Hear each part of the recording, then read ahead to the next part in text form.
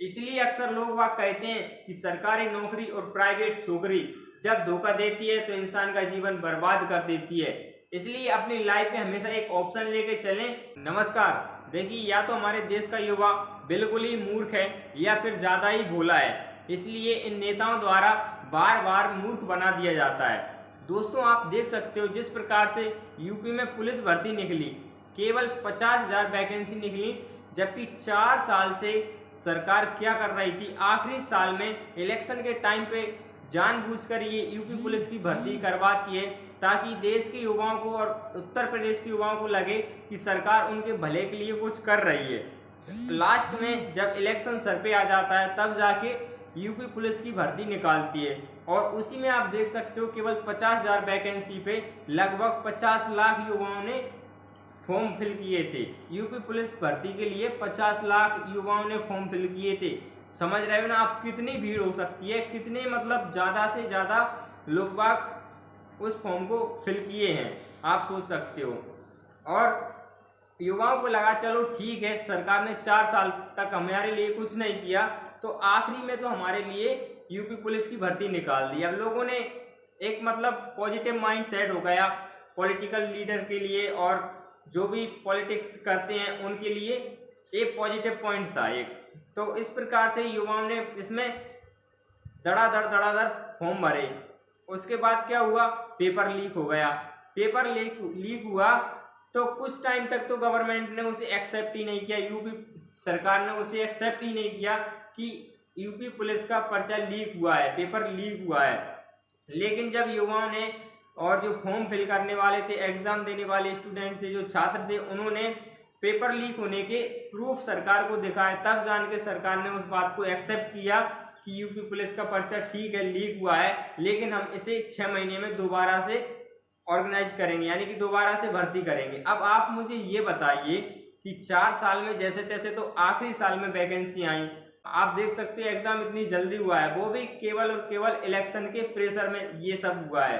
क्योंकि आप इससे पहले जब सरकार बनती है नई नई, तो उनका 6 महीने में कभी तो नोटिफिकेशन आता है, फिर 6 महीने में फॉर्म फिल होते हैं, फिर अगले 1 साल में एग्जाम होता है, फिर अगले 1 साल में उसका रिजल्ट आता है। इस प्रकार से भर्ती प्रक्रिया चलती है। लेकिन अभी चुनाव सर पे आ गया, इसलिए क्या किया उन्होंने, जल्दी से जल्दी एग्जाम फॉर्म फिल करवाया, उसके बाद पेपर कराना स्टार्ट कर दिया। पेपर लीक हो गया। अब युवाओं को गुस्सा आने लगा, उनका दिमाग खराब होने लगा, इसलिए उन्होंने क्या किया, आंदोलन किया। और आंदोलन में क्या डिमांड की कि पेपर लीक हो गया तो कैंसिल करवाओ इसे। पेपर को कैंसिल करवा के मुझे ये समझ नहीं आता कि भला किसका होना है।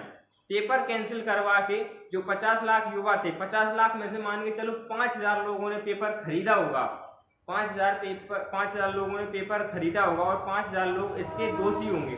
तो क्या 5,000 लोगों को आइडेंटिफाई नहीं कर सकती थी सरकार? सरकार के पास इतनी सब कुछ है, सरकार के पास पूरी पावर है, तो आराम से 5,000 लोगों को जो गलत किया उसका दंड दे सकती थी। लेकिन युवाओं को मूर्ख बनाने के अलावा सरकार के पास और कुछ है ही नहीं।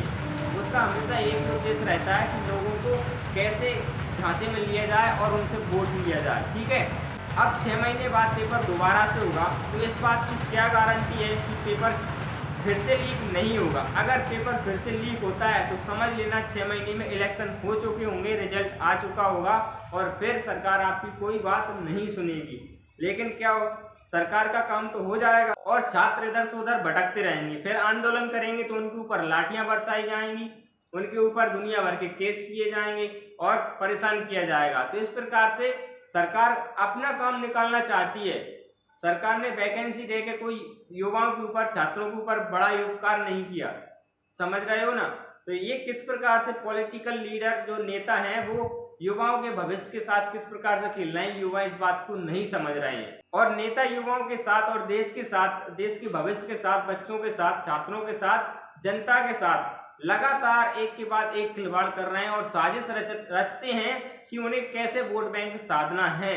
अब आप ही देख सकते हो कि हमारे बीच एक एजेंडा गढ़ दिया जाएगा। जैसे जैसे चुनाव आएगा, चुनाव का प्रचार होगा, टीवी पे दनादन डिबेट होंगी, इसके पक्ष में कभी, उसके पक्ष में कभी, इसके पक्ष में कभी, इसने ये किया तो बीजेपी बुरी, तो कांग्रेस बुरी, तो कांग्रेस अच्छी, तो बीजेपी बुरी। इस प्रकार से हमारे अंदर एक नैरेटिव बैठा दिया जाएगा कि दो पार्टियां, एक अच्छी है, एक गलत है, एक सही है, एक गलत है। तो हम क्या सोचेंगे कि दो पार्टियां, मुझे नहीं लगता, जहां तक मुझे लगता है कि पार्टी मार्टी तो कुछ है ही नहीं। कुछ चंद लोग हैं जो देश पे राज कर रहे हैं और जनता को मूर्ख बना रहे हैं। जैसे आप देख सकते हो कि पिछले एक साल में ही ना जाने कितने ऐसे लीडर हैं, बड़े से बड़े लीडर कांग्रेस की बीजेपी में शामिल हो गए। और वो क्यों शामिल हो गए? क्योंकि उनके ऊपर करप्शन के चार्ज, क्योंकि उनके ऊपर भ्रष्टाचार का आरोप लगा हुआ है और कई तो उसमें संलिप्त भी थे। वो लोग सीबीआई, ईडी इन सबसे परेशान होकर बीजेपी को ज्वाइन कर लिया। बीजेपी में ज्वाइन करने के बाद उनके पास ना ईडी जाती है, ना सीबीआई जाती है, कुछ नहीं होता। अब आप मुझे बताइए कि बीजेपी पार्टी अगर अच्छी भी थी तो इन भ्रष्टाचारी नेताओं को लेकर अब कौन सी अच्छी रही? अब तो भ्रष्ट हो गई। और उसके बाद अब मैं आपसे ये पूछना चाहता हूँ, अगर कांग्रेस पार्टी अच्छी है तो कांग्रेस पार्टी में ये नेता लोग तब से कर क्या रहे थे? ये जेल में क्यों नहीं थे? ये बहुत बड़ी समझने वाली बात है। मुझे यहाँ तक लगता है कि ना कोई पॉलिटिकल पार्टी है, केवल लोग बाग हैं एक दूसरे से मिले हुए हैं, चाहे वो कांग्रेस हो, चाहे बीजेपी हो, चाहे एनसीपी हो, चाहे इधर लालू प्रसाद यादव हो, नीतीश कुमार हो, अखिलेश यादव हो, जितनी भी पार्टियां हैं, हर एक पार्टी एक दूसरे के कांटेक्ट में रहती है और उन सभी का मोटिव यही रहता है कि देश की जनता को कैसे मूर्ख बनाया जाए और कैसे उनसे वोट हड़पे जाए। चाहे गवर्नमेंट इसकी बने, चाहे गवर्नमेंट उसकी बने, एक दूसरे का हमेशा वो। और जनता भी इतनी भोली है कि आप देखना कि आने वाले इन 6 महीने में जिस प्रकार से चुनाव का प्रचार किया जाएगा, जनता के ऊपर थोपा जाएगा, ऐड किया जाएगा, टीवी पे दिखाया जाएगा, कहीं धर्म के नाम पे हो गए, कहीं हिंदू मुस्लिम के नाम पे हो गए, कहीं इसके नाम पे, कहीं उसके नाम पे, कहीं पाकिस्तान के नाम पे, कहीं फलाना ढिमका। इस प्रकार से एक चुनावी माहौल को इस प्रकार से बनाया जाएगा कि आपको लगेगा कि यार चुनाव तो एक त्योहार की तरह है। और उसी माहौल के बहकावे में आके देश के युवा ज्यादा से ज्यादा क्या करेंगे? पैर में चप्पल, हाथ में डंडा और डंडे में झंडा लेके रोड पे निकल पड़ेंगे। उन्हें पता नहीं है कि वो जिस रास्ते पे जा रहे हैं वो रास्ता उन्हें कहाँ ले जा रहा है। यार इस प्रकार से अंधा होना किसी के लिए कहीं से भी सही नहीं है। और मैं किसी भी पॉलिटिकल पार्टी के लिए ये नहीं बोलता हूँ कि वो पूरी तरीके से सही है, क्योंकि पार्टी कुछ नहीं करती। पार्टी में रहने वाले लोग हमेशा इधर से उधर होते रहते हैं। और जो राजनेता हैं उनमें से एक भी नेता ऐसा नहीं है जिसके ऊपर कोई आरोप न लगा हो, जिसके ऊपर किसी भी भ्रष्टाचार का आरोप न लगा हो, चाहे वो कोई सी भी पार्टी हो। किसी की भी अंधभक्ति करना या फिर किसी का भी विरोध करना कहीं से कहीं तक सही नहीं है। सही ये है कि आपको समझना चाहिए, क्योंकि पॉलिटिकल लीडर किसी के नहीं होते। वो एक संवैधानिक पद की, संविधान की शपथ लेने के बाद और सैकड़ों लोगों के सामने शपथ लेने के बाद अपनी पार्टी को छोड़कर दूसरी पार्टी में चले जाते हैं। वो केवल और केवल अपने भविष्य के बारे में सोचते हैं, अपने खुद के बारे में सोचते हैं, अपने परिवार के बारे में सोचते हैं। उनका उद्देश्य एक ही रहता है कि अपना काम बनता, भाड़ में जाए जनता। इसलिए मेरा आपसे एक ही कहना है, सरकार चाहे कोई सी भी आए, हमेशा हमारी डिमांड रहनी चाहिए एजुकेशन और एम्प्लॉयमेंट। इन सभी चीजों पे फोकस करना चाहिए। जो बेसिक मुद्दे हैं उन सारी चीजों को हमें लड़ना चाहिए। जय हिंद।